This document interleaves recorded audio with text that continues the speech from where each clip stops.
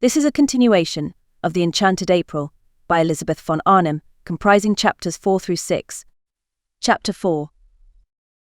It had been arranged that Mrs. Arbuthnot and Mrs. Wilkins, travelling together, should arrive at San Salvatore on the evening of March 31st. The owner, who told them how to get there, appreciated their disinclination to begin their time in it on April 1st, and Lady Caroline and Mrs. Fisher, as yet unacquainted and therefore under no obligations to bore each other on the journey, for only towards the end would they find out by a process of sifting who they were to arrive on the morning of April 2nd.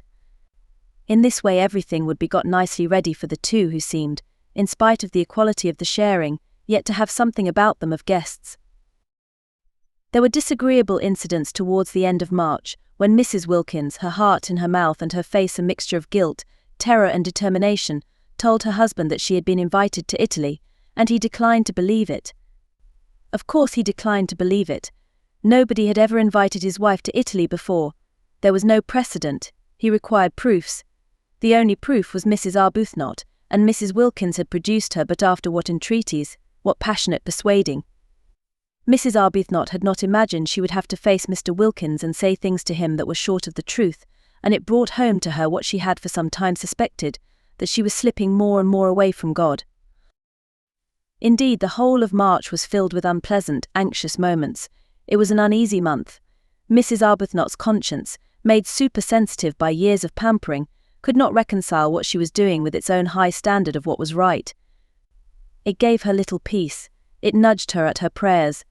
It punctuated her entreaties for divine guidance with disconcerting questions such as, "Are you not a hypocrite?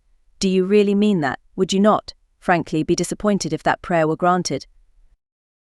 The prolonged wet, raw weather was on the side too of her conscience, producing far more sickness than usual among the poor.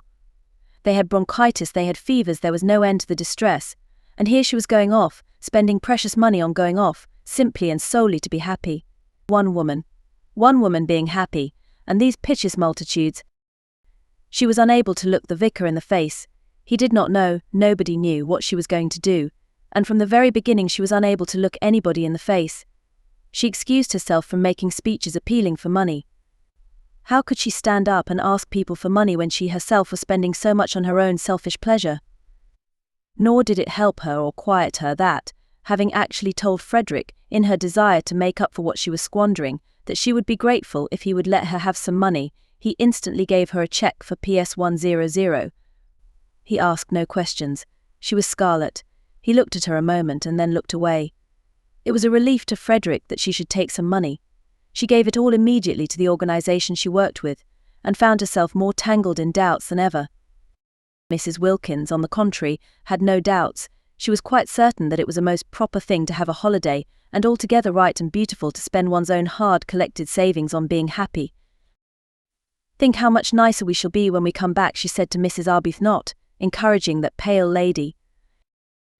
No, Mrs. Wilkins had no doubts, but she had fears, and March was for her too an anxious month, with the unconscious Mr. Wilkins coming back daily to his dinner and eating his fish in the silence of imagined security. Also things happen so awkwardly. It really is astonishing how awkwardly they happen. Mrs. Wilkins, who was very careful all this month to give Mellish only the food he liked, buying it and hovering over its cooking with a zeal more than common, succeeded so well that Mellish was pleased, definitely pleased, so much pleased that he began to think that he might, after all, have married the right wife instead of, as he had frequently suspected, the wrong one. The result was that on the third Sunday in the month Mrs. Wilkins had made up her trembling mind that on the fourth Sunday, there being 5 in that March and it being on the 5th of them that she and Mrs. Arbuthnot were to start, she would tell Mellish of her invitation on the third Sunday. Then, after a very well-cooked lunch in which the Yorkshire pudding had melted in his mouth and the apricot tart had been so perfect that he ate it all, Mellish, smoking his cigar by the brightly burning fire the while hail gusts banged on the window, said, "I am thinking of taking you to Italy for Easter," and paused for her astounded and grateful ecstasy. None came. The silence in the room, except for the hail hitting the windows and the gay roar of the fire, was complete. Mrs. Wilkins could not speak. She was dumbfounded. The next Sunday was the day she had meant to break her news to him, and she had not yet even prepared the form of words in which she would break it. Mr. Wilkins, who had not been abroad since before the war, and was noticing with increasing disgust, as week followed week of wind and rain, the peculiar persistent vileness of the weather, had slowly conceived a desire to get away from England for Easter. He was doing very well in his business.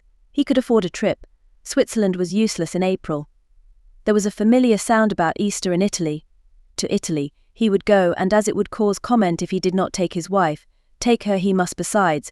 She would be useful. A second person was always useful in a country whose language one did not speak, for holding things, for waiting with the luggage. He had expected an explosion of gratitude and excitement. The absence of it was incredible. She could not, he concluded, have heard. Probably she was absorbed in some foolish daydream. It was regrettable how childish she remained. He turned his head. Their chairs were in front of the fire and looked at her. She was staring straight into the fire, and it was no doubt the fire that made her face so red. "I am thinking," he repeated, raising his clear, cultivated voice and speaking with acerbity, for inattention at such a moment was deplorable, "of taking you to Italy for Easter. Did you not hear me?" Yes, she had heard him, and she had been wondering at the extraordinary coincidence. Really most extraordinary. She was just going to tell him how she had been invited. A friend had invited her Easter. Easter was in April, wasn't it? Her friend had a house there. In fact, Mrs. Wilkins, driven by terror, guilt and surprise, had been more incoherent if possible than usual. It was a dreadful afternoon. Mellish, profoundly indignant, besides having his intended treat coming back on him like a blessing to roost, cross-examined her with the utmost severity. He demanded that she refuse the invitation. He demanded that, since she had so outrageously accepted it without consulting him, she should write and cancel her acceptance. Finding himself up against an unsuspected, shocking rock of obstinacy in her, he then declined to believe she had been invited to Italy at all. He declined to believe in this Mrs. Arbuthnot, of whom till that moment he had never heard, and it was only when the gentle creature was brought round with such difficulty, with such a desire on her part to throw the whole thing up rather than tell Mr. Wilkins less than the truth, and herself endorsed his wife's statements, that he was able to give them credence. He could not but believe Mrs. Arbuthnot. She produced the precise effect on him that she did on tube officials. She hardly needed to say anything. But that made no difference to her conscience, which knew, and would not let her forget, that she had given him an incomplete impression. Do you, asked her conscience, see any real difference between an incomplete impression and a completely stated lie? God sees none. The remainder of March was a confused bad dream. Both Mrs. Arbuthnot and Mrs. Wilkins were shattered, try as they would not to.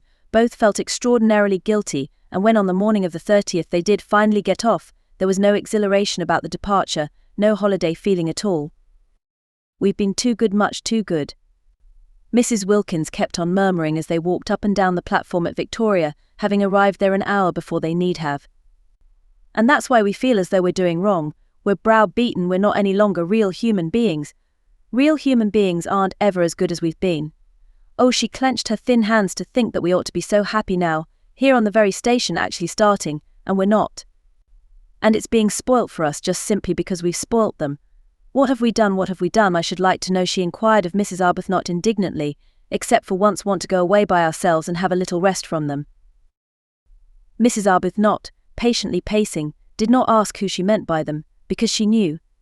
Mrs. Wilkins meant their husbands, persisting in her assumption that Frederick was as indignant as Mellish over the departure of his wife, whereas Frederick did not even know his wife had gone. Mrs. Arbuthnot, always silent about him, had said nothing of this to Mrs. Wilkins. Frederick went too deep into her heart for her to talk about him. He was having an extra bout of work, finishing another of those dreadful books, and had been away practically continually the last few weeks, and was away when she left. Why should she tell him beforehand? Sure as she so miserably was that he would have no objection to anything she did, she merely wrote him a note and put it on the hall table ready for him, if and when he should come home. She said she was going for a month's holiday as she needed a rest, and she had not had one for so long, and that Gladys, the efficient parlour maid, had orders to see to his comforts. She did not say where she was going. There was no reason why she should. He would not be interested. He would not care.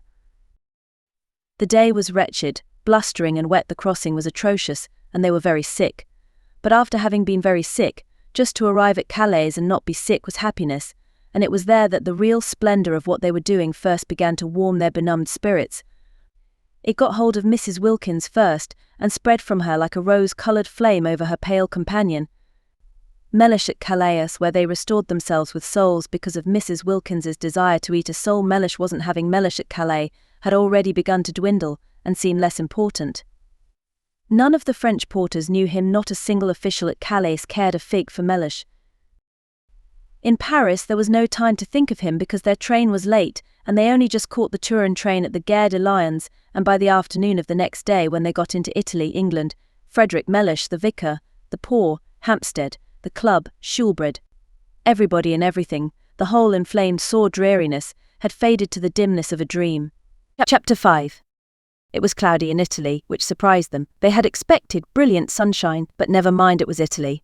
And the very clouds looked fat. Neither of them had ever been there before. Both gazed out of the windows with rapt faces. The hours flew as long as it was daylight, and after that there was the excitement of getting nearer, getting quite near, getting there. At Genoa it had begun to rain. Genoa. Imagine actually being at Genoa, seeing its name written up in the station just like any other name. At Nervi it was pouring, and when at last towards midnight, for again the train was late, they got to Mezzago, the rain was coming down in what seemed solid sheets. But it was Italy. Nothing it did could be bad. The very rain was different, straight rain, falling properly onto one's umbrella, not that violently blowing English stuff that got in everywhere, and it did leave off, and when it did, behold, the earth would be strewn with roses. Mr. Briggs, San Salvatore's owner, had said, "You get out at Mezzago and then you drive." But he had forgotten what he amply knew, that trains in Italy are sometimes late, and he had imagined his tenants arriving at Mezzago at 8 o'clock and finding a string of flies to choose from. The train was 4 hours late, and when Mrs. Arbuthnot and Mrs. Wilkins scrambled down the ladder like high steps of their carriage into the black downpour, their skirts sweeping off great pools of sooty wet because their hands were full of suitcases, if it had not been for the vigilance of Domenico, the gardener at San Salvatore, they would have found nothing for them to drive in. All ordinary flies had long since gone home. Domenico, foreseeing this, had sent his aunt's fly, driven by her son, his cousin, and his aunt, and her fly lived in Castagnete, the village crouching at the feet of San Salvatore, and therefore, however late the train was, the fly would not dare come home without containing that which it had been sent to fetch. Domenico's cousin's name was Beppo, and he presently emerged out of the dark where Mrs. Arbuthnot and Mrs. Wilkins stood, uncertain what to do next after the train had gone on, for they could see no porter, and they thought from the feel of it that they were standing not so much on a platform as in the middle of the permanent way. Beppo, who had been searching for them, emerged from the dark with a kind of pounce and talked Italian to them vociferously. Beppo was a most respectable young man, but he did not look as if he were, especially not in the dark, and he had a dripping hat slouched over one eye. They did not like the way he seized their suitcases. He could not be, they thought, a porter. However, they presently from out of his streaming talk discerned the word San Salvatore, and after that they kept on saying them to him, for it was the only Italian they knew, as they hurried after him, unwilling to lose sight of their suitcases, stumbling across rails and through puddles out to where in the road a small, high fly stood. Its hood was up, and its horse was in an attitude of thought. They climbed in, and the minute they were in Mrs. Wilkins, indeed could hardly be called in, the horse awoke with a start from its reverie, and immediately began going home rapidly without Beppo, without the suitcases. Beppo darted after him, making the night ring with his shouts, and caught the hanging reins just in time. He explained proudly, and as it seemed to him with perfect clearness, that the horse always did that, being a fine animal full of corn and blood, and cared for by him, Beppo, as if he were his own son, and the ladies must not be alarmed. He had noticed they were clutching each other, but clear, and loud, and profuse of words though he was, they only looked at him blankly. He went on talking, however, while he piled the suitcases up round them, sure that sooner or later they must understand him, especially as he was careful to talk very loud and illustrate everything he said with the simplest elucidatory gestures. But they both continued only to look at him. They both, he noticed sympathetically, had white faces, fatigued faces, and they both had big eyes, fatigued eyes. They were beautiful ladies, he thought, and their eyes, looking at him over the tops of the suitcases, watching his every movement. There were no trunks. Only numbers of suitcases were like the eyes of the Mother of God. The only thing the ladies said, and they repeated it at regular intervals, even after they had started, gently prodding him as he sat on his box to call his attention to it, was San Salvatore. And each time he answered vociferously, encouragingly, "Si San Salvatore." "We don't know, of course, if he's taking us there," said Mrs. Arbuthnot at last in a low voice, after they had been driving as it seemed to them a long while, and had got off the paving stones of the sleep-shrouded town, and were out on a winding road, with what they could just see was a low wall on their left, beyond which was a great black emptiness and the sound of the sea. On their right was something close and steep and high and black rocks. They whispered to each other, "Huge rocks." "No, we don't know," agreed Mrs. Wilkins, a slight coldness passing down her spine. They felt very uncomfortable. It was so late. It was so dark. The road was so lonely. Suppose a wheel came off. Suppose they met Fascisti or the opposite of Fascisti. How sorry they were now that they had not slept at Genoa and come on the next morning in daylight. But that would have been the 1st of April, said Mrs. Wilkins, in a low voice. It is that now, said Mrs. Arbuthnot beneath her breath. So it is, murmured Mrs. Wilkins. They were silent. Beppo turned round on his box, a disquieting habit already noticed, for surely his horse ought to be carefully watched, and again addressed them with what he was convinced was lucidity no patois, and the clearest explanatory movements. How much they wished their mothers had made them learn Italian when they were little. If only now they could have said, "Please sit round the right way and look after the horse." They did not even know what horse was in Italian. It was contemptible to be so ignorant. In their anxiety, for the road twisted round great jutting rocks, and on their left was only the low wall to keep them out of the sea should anything happen, they too began to gesticulate, waving their hands at Beppo, pointing ahead. They wanted him to turn round again and face his horse, that was all. He thought they wanted him to drive faster, and there followed a terrifying 10 minutes during which, as he supposed, he was gratifying them. He was proud of his horse, and it could go very fast. He rose in his seat, the whip cracked, the horse rushed forward, the rocks leaped towards them, the little fly swayed, the suitcases heaved. Mrs. Arbuthnot and Mrs. Wilkins clung. In this way they continued, swaying, heaving, clattering, clinging, till at a point near Castagnetote there was a rise in the road, and on reaching the foot of the rise the horse, who knew every inch of the way, stopped suddenly, throwing everything in the fly into a heap, and then proceeded up at the slowest of walks. Beppo twisted himself round to receive their admiration, laughing with pride in his horse. There was no answering laugh from the beautiful ladies. Their eyes, fixed on him, seemed bigger than ever, and their faces against the black of the night showed milky. But here at least, once they were up the slope, were houses. The rocks left off, and there were houses the low wall left off, and there were houses the sea shrunk away, and the sound of it ceased, and the loneliness of the road was finished. No lights anywhere, of course, nobody to see them pass, and yet Beppo, when the houses began, after looking over his shoulder and shouting Castagneto at the ladies, once more stood up and cracked his whip, and once more made his horse dash forward. "We shall be there in a minute," Mrs. Arbuthnot said to herself, holding on. "We shall soon stop now," Mrs. Wilkins said to herself, holding on. They said nothing aloud, because nothing would have been heard above the whip cracking and the wheel clattering and the boisterous inciting noises Beppo was making at his horse. Anxiously they strained their eyes for any sight of the beginning of San Salvatore. They had supposed and hoped that after a reasonable amount of village a medieval archway would loom upon them, and through it they would drive into a garden and draw up at an open, welcoming door, with light streaming from it and those servants standing in it, who, according to the advertisement, remained. Instead the fly suddenly stopped. Peering out they could see they were still in the village street, with small dark houses each side, and Beppo, throwing the reins over the horse's back, as if completely confident this time that he would not go any farther, got down off his box. At the same moment, springing as it seemed out of nothing, a man and several half-grown boys appeared on each side of the fly and began dragging out the suitcases. "No, no, San Salvatore," exclaimed Mrs. Wilkins, trying to hold on to what suitcases she could. "Si, San Salvatore," they all shouted, pulling. "This can't be San Salvatore," said Mrs. Wilkins, turning to Mrs. Arbuthnot, who sat quite still watching her suitcases being taken from her with the same patience she applied to lesser evils. She knew she could do nothing if these men were wicked men determined to have her suitcases.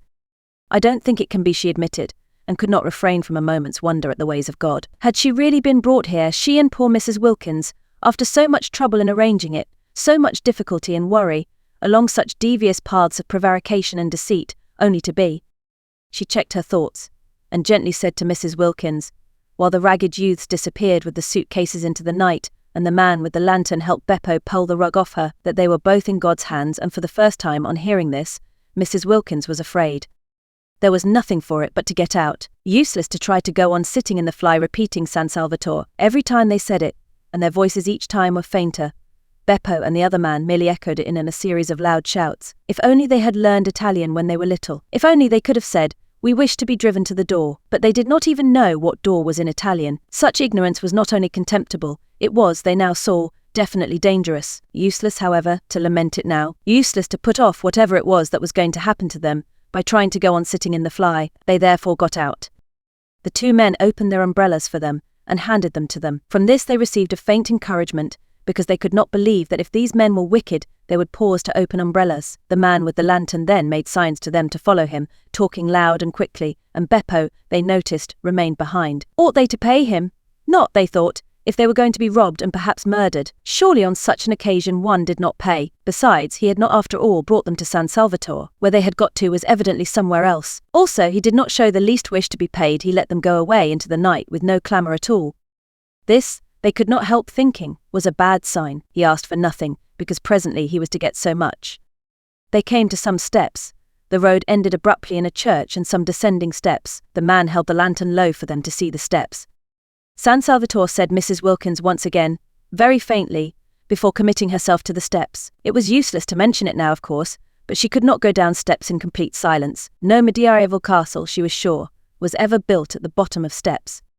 Again, however, came the echoing shout, si San Salvatore. They descended gingerly, holding up their skirts just as if they would be wanting them another time, and had not in all probability finished with skirts for ever. The steps ended in a steeply sloping path with flat stone slabs down the middle. They slipped a good deal on these wet slabs, and the man with the lantern, talking loud and quickly, held them up. His way of holding them up was polite. Perhaps, said Mrs. Wilkins in a low voice to Mrs. Arbuthnot, it is all right after all. We're in God's hands, said Mrs. Arbuthnot again, and again Mrs. Wilkins was afraid. They reached the bottom of the sloping path, and the light of the lantern flickered over an open space with houses round three sides. The sea was the fourth side, lazily washing backwards and forwards on pebbles. San Salvatore, said the man, pointing with his lantern to a black mass curved round the water like an arm flung about it. They strained their eyes. They saw the black mass, and on the top of it a light. San Salvatore, they both repeated incredulously, for where were the suitcases, and why had they been forced to get out of the fly? Si San Salvatore. They went along what seemed to be a quay, right on the edge of the water. There was not even a low wall here, nothing to prevent the man with the lantern tipping them in if he wanted to. He did not, however, tip them in. Perhaps it was all right after all, Mrs. Wilkins again suggested to Mrs. Arbuthnot on noticing this, who this time was herself beginning to think that it might be, and said no more about God's hands. The flicker of the lantern danced along, reflected in the wet pavement of the quay. Out to the left, in the darkness and evidently at the end of a jetty, was a red light. They came to an archway with a heavy iron gate. The man with the lantern pushed the gate open. This time they went up steps instead of down, and at the top of them was a little path that wound upwards among flowers. They could not see the flowers, but the whole place was evidently full of them.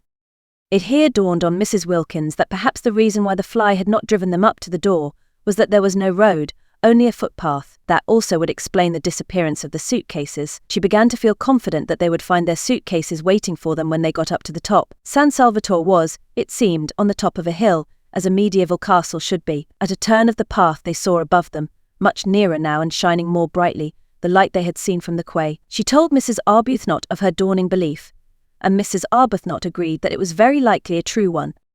Once more, but this time in a tone of real hopefulness, Mrs. Wilkins said, pointing upwards at the black outline against the only slightly less black sky, San Salvatore. And once more, but this time comfortingly, encouragingly, came back the assurance, si San Salvatore. They crossed a little bridge, over what was apparently a ravine, and then came a flat bit with long grass at the sides and more flowers. They felt the grass flicking wet against their stockings, and the invisible flowers were everywhere. Then up again through trees, along a zigzag path with the smell all the way of the flowers they could not see. The warm rain was bringing out all the sweetness. Higher and higher they went in this sweet darkness, and the red light on the jetty dropped farther and farther below them. The path wound round to the other side of what appeared to be a little peninsula. The jetty and the red light disappeared across the emptiness. On their left were distant lights. Mezzago, said the man, waving his lantern at the lights. See, they answered, for they had by now learned see, upon which the man congratulated them in a great flow of polite words, not one of which they understood, on their magnificent Italian, for this was Domenico, the vigilant and accomplished gardener of San Salvatore, the prop and stay of the establishment, the resourceful, the gifted, the eloquent, the courteous, the intelligent Domenico. Only they did not know that yet, and he did in the dark, and even sometimes in the light, look, with his knife-sharp, swarthy features and swift, panther movements, very like somebody wicked. They passed along another flat bit of path, with a black shape like a high wall towering above them on their right, and then the path went up again under trellises, and trailing sprays of scented things caught at them and shook raindrops on them, and the light of the lantern flickered over lilies, and then came a lilies of ancient steps worn with centuries, and then another iron gate, and then they were inside, though still climbing a twisting flight of stone steps with old walls on either side like the walls of dungeons, and with a vaulted roof. At the top was a wrought iron door, and through it shone a flood of electric light. Ecco, said Domenico, lithely running up the last few steps ahead and pushing the door open. And there they were, arrived, and it was San Salvatore, and their suitcases were waiting for them, and they had not been murdered. They looked at each other's white faces and blinking eyes very solemnly. It was a wonderful moment. Here they were, in their medieval castle. At last their feet touched its stones. Mrs. Wilkins put her arm round Mrs. Arbuthnot's neck and kissed her. "The first thing to happen in this house," she said solemnly, "shall be a kiss." "Dear Lottie," said Mrs. Arbuthnot. "Dear Rose," said Mrs. Wilkins, her eyes brimming with gladness. Domenico was delighted. He liked to see beautiful ladies kiss. He made them a most appreciative speech of welcome, and they stood arm in arm, holding each other up, for they were very tired, blinking smilingly at him, and not understanding a word. Chapter 6. When Mrs. Wilkins woke next morning, she lay in bed a few minutes before getting up and opening the shutters. What would she see out of her window? A shining world, or a world of rain? But it would be beautiful. Whatever it was would be beautiful. She was in a little bedroom with bare white walls and a stone floor and sparse old furniture. The beds, there were two, were made of iron, enamelled black and painted with bunches of gay flowers. She lay putting off the great moment of going to the window, as one puts off opening a precious letter, gloating over it. She had no idea what time it was. She had forgotten to wind up her watch ever since, centuries ago, she last went to bed in Hampstead. No sounds were to be heard in the house, so she supposed it was very early, yet she felt as if she had slept a long while, so completely rested, so perfectly content. She lay with her arms clasped round her head, thinking how happy she was, her lips curved upwards in a delighted smile. In bed by herself, adorable condition. She had not been in a bed without Mellish once now for 5 whole years, and the cool roominess of it, the freedom of one's movements, the sense of recklessness, of audacity, in giving the blankets a pull if one wanted to, or twitching the pillows more comfortably. It was like the discovery of an entirely new joy. Mrs. Wilkins longed to get up and open the shutters, but where she was really so very delicious. She gave a sigh of contentment, and went on lying there looking round her, taking in everything in her room, her own little room, her very own, to arrange just as she pleased for this one blessed month. Her room bought with her own savings, the fruit of her careful denials, whose door she could bolt if she could bolt to, and nobody had the right to come in. It was such a strange little room, so different from any she had known, and so sweet. It was like a cell, except for the 2 beds that suggested a happy austerity, and the name of the chamber, she thought, quoting and smiling round at it, was peace. Well, this was delicious, to lie there thinking how happy she was, but outside those shutters it was more delicious still. She jumped up, pulled on her slippers, for there was nothing on the stone floor but one small rug, ran to the window and threw open the shutters. "Oh," cried Mrs. Wilkins. All the radiance of April in Italy lay gathered together at her feet. The sun poured in on her. The sea lay asleep in it, hardly stirring. Across the bay the lovely mountains, exquisitely different in colour, were asleep too in the light, and underneath her window, at the bottom of the flower-starred grass slope from which the wall of the castle rose up, was a great cypress, cutting through the delicate blues and violets and rose colours of the mountains, and the sea like a great black sword. She stared. Such beauty, and she there to see it. Such beauty, and she alive to feel it. Her face was bathed in light. Lovely scents came up to the window and caressed her. A tiny breeze gently lifted her hair. Far out in the bay a cluster of almost motionless fishing boats hovered like a flock of white birds on the tranquil sea. How beautiful, how beautiful! Not to have died before this, to have been allowed to see, breathe, feel this. She stared, her lips parted. Happy, poor, ordinary, everyday word. But what could one say? How could one describe it? It was as though she could hardly stay inside herself. It was as though she were too small to hold so much of joy. It was as though she were washed through. And how astonishing to feel this sheer bliss, for here she was, not doing and not going to do a single unselfish thing, not going to do a thing she didn't want to do. According to everybody she had ever come across, she ought at least to have twinges. She had not one twinge. Something was wrong somewhere. Wonderful that at home she should have been so good, so terribly good, and merely felt tormented. Twinges of every sort had there been her portion, aches, hurts, discouragements, and she the whole time being steadily unselfish. Now she had taken off all her goodness and left it behind her like a heap of rain-sodden clothes, and she only felt joy. She was naked of goodness, and was rejoicing in being naked. She was stripped and exulting. And there, away in the dim mugginess of Hampstead, was Mellish being angry. She tried to visualize Mellish. She tried to see him having breakfast and thinking bitter things about her, and lo, Mellish himself began to shimmer, became rose colour, became delicate violet, became an enchanting blue, became formless, became iridescent. Actually Mellish, after quivering a minute, was lost in light. Well, thought Mrs. Wilkins, staring, as it were, after him, how extraordinary not to be able to visualize Mellish, and she who used to know every feature, every expression of his by heart. She simply could not see him as he was. She could only see him resolved into beauty, melted into harmony with everything else. The familiar words of the general thanksgiving came quite naturally into her mind, and she found herself blessing God for her creation, preservation, and all the blessings of this life, but above all for his inestimable love out loud in a burst of acknowledgement. While Mellish, at that moment angrily pulling on his boots before going out into the dripping streets, was indeed thinking bitter things about her. She began to dress, choosing clean white clothes in honor of the summer's day, unpacking her suitcases, tidying her adorable little room. She moved about with quick, purposeful steps, her long thin body held up straight, her small face, so much puckered at home with effort and fear, smoothed out. All she had been and done before this morning, all she had felt and worried about was gone. Each of her worries behaved as the image of Mellish had behaved, and dissolved into colour and light, and she noticed things she had not noticed for years. When she was doing her hair in front of the glass, she noticed it, and thought, why, what pretty stuff. For years she had forgotten she had such a thing as hair, plaiting it in the evening and unplaiting it in the morning with the same hurry and indifference with which she laced and unlaced her shoes. Now she suddenly saw it, and she twisted it round her fingers before the glass, and was glad it was so pretty. Mellish couldn't have seen it either, for he had never said a word about it. Well, when she got home she would draw his attention to it. Mellish, she would say, "Look at my hair. Aren't you pleased you've got a wife with hair like curly honey?" She laughed. She had never said anything like that to Mellish yet, and the idea of it amused her. But why had she not?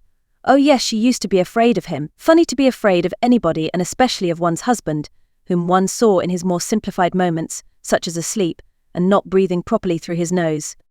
When she was ready she opened her door to go across to see if Rose, who had been put the night before by a sleepy maidservant into a sleeper, she would say good morning to her, and then she would run down and stay with that cypress tree till breakfast was ready. And after breakfast she wouldn't so much as look out of a window till she had helped Rose get everything ready for Lady Freysin and Mrs. Fisher. There was much to be done that day, settling in, arranging the rooms. She mustn't leave Rose to do it alone. They would make it all so lovely for the two to come, have such an entrancing vision ready for them of little cells bright with flowers. She remembered she had wanted Lady Caroline not to come, fancy wanting to shut someone out of heaven, because she thought she would be shy of her. And as though it mattered if she were, and as though she would be anything so self-conscious as shy. Besides, what a reason. She could not accuse herself of goodness over that, and she remembered she had wanted not to have Mrs. Fisher either, because she had seemed lofty. How funny of her, so funny to worry about such little things, making them important. The bedrooms and two of the sitting rooms at San Salvatore were on the top floor, and opened into a roomy hall with a wide glass window at the wide ears. San Salvatore was rich in small gardens in different parts, and on different levels. The garden this window looked down on was made on the highest part of the walls, and could only be reached through the corresponding spacious hall on the floor below. When Mrs. Wilkins came out of her room this window stood wide open, and beyond it in the sun was a Judas tree in full flower. There was no sign of anybody, no sound of voices or feet. Tubs of arum lilies stood about on the stone floor, and on a table flamed a huge bunch of fierce nasturtiumis, spacious, flowery, silent, with the wide window at the end opening into the garden, and the Judas tree absurdly beautiful in the sunshine. It seemed to Mrs. Wilkins, arrested on her way across to Mrs. Arbuthnot, too good to be true. And was she really going to live in this for a whole month? Up to now she had had to take what beauty she could, as she went along, snatching at little bits of it. When she came across it, a patch of daisies on a fine day in a Hampstead field, a flash of sunset between two chimney pots. She had never been in definitely, completely beautiful places. She had never been even in a venerable house, and such a thing as a profusion of flowers in her rooms was unattainable to her. Sometimes in the spring she had bought 6 tulips at Shoolbred's, unable to resist them, conscious that Mellish, if he knew what they had cost, would think it inexcusable, but they had soon died, and then there were no more. As for the Judas tree, she hadn't an idea what it was, and gazed at it out there against the sky with the rapt expression of one who sees a heavenly vision. Mrs. Arbuthnot, coming out of her room, found her there like that, standing in the middle of the hall staring. Now what does she think she sees now? Thought Mrs. Arbuthnot. We are in God's hands, said Mrs. Wilkins, turning to her, speaking with extreme conviction. Oh, said Mrs. Arbuthnot quickly, her face, which had been covered with smiles when she came out of her room, falling. Why, what has happened? For Mrs. Arbuthnot had woken up with such a delightful feeling of security, of relief, and she did not want to find she had not after all escaped from the need of refuge. She had not even dreamed of Frederick. For the first time for years she had been spared the nightly dream that he was with her, that they were heart to heart, and its miserable awakening. She had slept like a baby, and had woken up confident she had found there was nothing she wished to say in her morning prayer, except thank you. It was disconcerting to be told she was after all in God's hands. I hope nothing has happened, she asked anxiously. Mrs. Wilkins looked at her a moment, and laughed. How funny, she said, kissing her. What is funny? Asked Mrs. Arbuthnot, her face clearing because Mrs. Wilkins laughed. We are. This is. Everything. It's all so wonderful. It's so funny and so adorable that we should be in it. I dare say when we finally reach heaven, the one they talk about so much, we shan't find it a bit more beautiful. Mrs. Arbuthnot relaxed to smiling security again. Isn't it divine? She said. Were you ever in your life so happy? Asked Mrs. Wilkins, catching her by the arm. No, said Mrs. Arbuthnot. Nor had she been, not ever, not even in her first love days with Frederick, because always pain had been close at hand in that other happiness, ready to torture with doubts, to torture even with the very excess of her love, while this was the simple happiness of complete harmony with her surroundings, the happiness that asks for nothing, that just accepts, just breathes, just... Let's go and look at that tree, close said Mrs. Wilkins. I don't believe it can only be a tree. And arm in arm they went along the hall, and their husbands would not have known them, their faces were so young with eagerness, and together they stood at the open window, and when their eyes, having feasted on the marvellous pink thing, wandered farther among the beauties of the garden, they saw sitting on the low wall at the east edge of it, gazing out over the bay, her feet in lilies, Lady Caroline. They were astonished. They said nothing in their astonishment, but stood quite still, arm in arm, staring down at her. She too had on a white frock, and her head was bare. They had had no idea that day in London, when her hat was down to her nose and her furs were up to her ears, that she was so pretty. They had merely thought her different from the other women in the club, and so had the other women themselves, and so had all the waitresses, eyeing her sideways and eyeing her again as they passed the corner, where she sat talking, but they had had no idea she was so pretty. She was exceedingly pretty. Everything about her was very much that which it was. Her fair hair was very fair, her lovely grey eyes were very lovely and grey, her dark eyelashes were very dark, her white skin was very white, her red mouth was very red. She was extravagantly slender, the merest thread of a girl, though not without little curves beneath her thin frock where little curves should be. She was looking out across the bay, and was sharply defined against the background of empty blue. She was full in the sun. Her feet dangled among the leaves and flowers of the lilies, just as if it did not matter that they should be bent or bruised. She ought to have a headache, whispered Mrs. Arbuthnot at last, sitting there in the sun like that. She ought to have a hat, whispered Mrs. Wilkins. She's treading on lilies. But they're hers as much as ours. Only 1/4 of them. Lady Caroline turned her head. She looked up at them a moment, surprised to see them so much younger than they had seen that day at the club, and so much less unattractive. Indeed, they were really almost quite attractive, if anyone could ever be really quite attractive in the wrong clothes. Her eyes, swiftly glancing over them, took in every inch of each of them in the half-second before she smiled and waved her hand and called out good morning. There was nothing, she saw at once, to be hoped for in the way of interest from their clothes. She did not consciously think this, for she was having a violent reaction against beautiful clothes and the slavery they impose on one, her experience being that the instant one had got them they took one in hand and gave one no peace till they had been everywhere and been seen by everybody. You didn't take your clothes to parties, they took you. It was quite a mistake to think that a woman, a really well-dressed woman, wore out her clothes. It was the clothes that wore out the woman, dragging her about at all hours of the day and night. No wonder men stayed young longer. Just new trousers couldn't excite them. She couldn't suppose that even the newest trousers ever behaved like that, taking the bit between their teeth. Her images were disorderly, but she thought as shows, she used what images she liked. As she got off the wall and came towards the window, it seemed a restful thing to know she was going to spend an entire month with people in dresses made, as she dimly remembered dresses used to be made 5 summers ago. I got here yesterday morning, she said, looking up at them and smiling. She really was bewitching. She had everything, even a dimple. It's a great pity, said Mrs. Arbuthnot, smiling back, because we were going to choose the nicest room for you. Oh, but I've done that, said Lady Caroline. At least, I think it's the nicest. It looks 2 ways. I adore a room that looks 2 ways, don't you? Over the sea to the west, and over this Judas tree to the north. And we had meant to make it pretty for you with flowers, said Mrs. Wilkins. Oh, Domenico did that. I told him to directly I got here. He's the gardener. He's wonderful. It's a good thing, of course, said Mrs. Arbuthnot a little hesitatingly, to be independent, and to know exactly what one wants. Yes, it saves trouble, agreed Lady Caroline. But one shouldn't be so independent, said Mrs. Wilkins, as to leave no opportunity for other people to exercise their benevolences on one. Lady Caroline, who had been looking at Mrs. Arbuthnot, now looked at Mrs. Wilkins. That day at that queer club she had had merely a blurred impression of Mrs. Wilkins, for it was the other one who did all the talking, and her impression had been of somebody so shy, so awkward, that it was best to take no notice of her. She had not even been able to say goodbye properly, doing it in an agony, turning red, turning damp. Therefore she now looked at her in some surprise, and she was still more surprised when Mrs. Wilkins added, gazing at her with the most obvious sincere admiration, speaking indeed with a conviction that refused to remain unuttered. "I didn't realize you were so pretty." She stared at Mrs. Wilkins. She was not usually told this quite so immediately and roundly. Abundantly, as she was used to it impossible, not to be after 28 solid years, it surprised her to be told it with such bluntness, and by a woman. "It's very kind of you to think so," she said.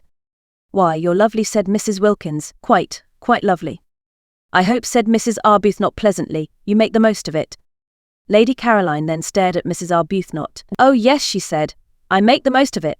I've been doing that ever since I can remember." "Because," said Mrs. Arbuthnot, smiling and raising a warning forefinger, "it won't last." Then Lady Caroline began to be afraid these two were originals. If so, she would be bored.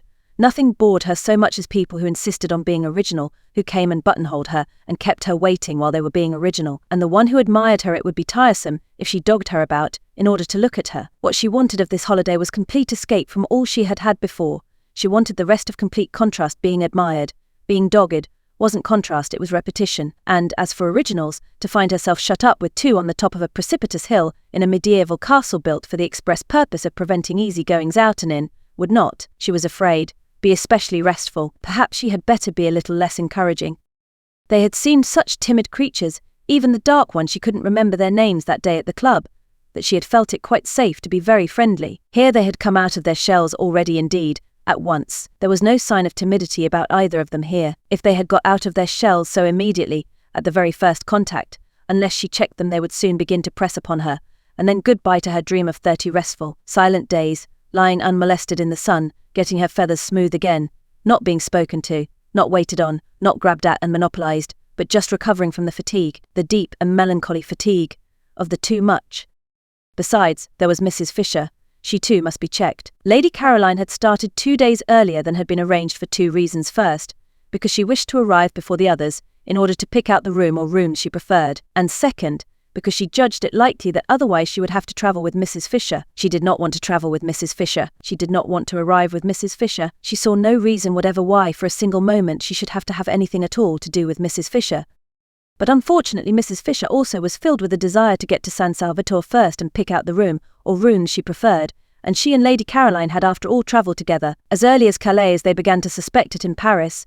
They feared it at Medan, they knew it at Mezzago, they concealed it, driving out to Castagneto in two separate flies, the nose of the one almost touching the back of the other the whole way. But when the road suddenly left off at the church and the steps, further evasion was impossible, and faced by this abrupt and difficult finish to their journey there was nothing for it but to amalgamate.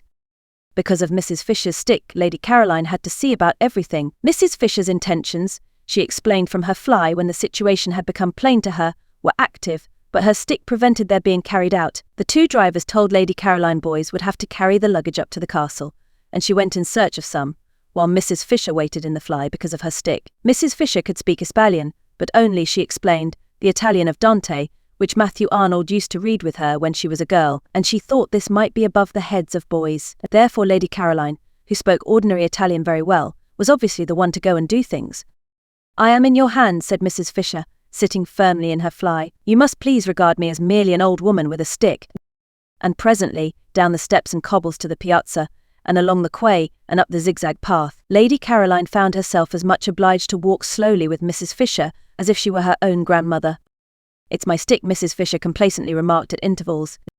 And when they rested at those bends of the zigzag path where seats were, and Lady Caroline, who would have liked to run on and get to the top quickly, was forced in common humanity to remain with Mrs. Fisher because of her stick, Mrs. Fisher told her how she had been on a zigzag path once with Tennyson.